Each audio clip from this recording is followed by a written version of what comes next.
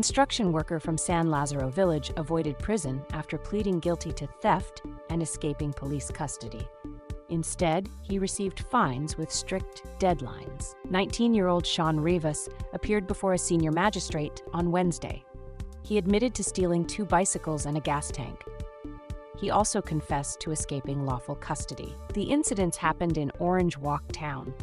On March 14, he stole a black bicycle worth $425 and a 50-pound gas tank valued at $150. On March 17, he took another bicycle from Pew Pew Business. That same day, while in police custody on Cemetery Lane, he attempted to escape. In court, Rivas had no lawyer. He claimed he panicked and acted out of fear. He apologized and begged for a fine instead of jail time. The senior magistrate stressed that theft is a serious crime.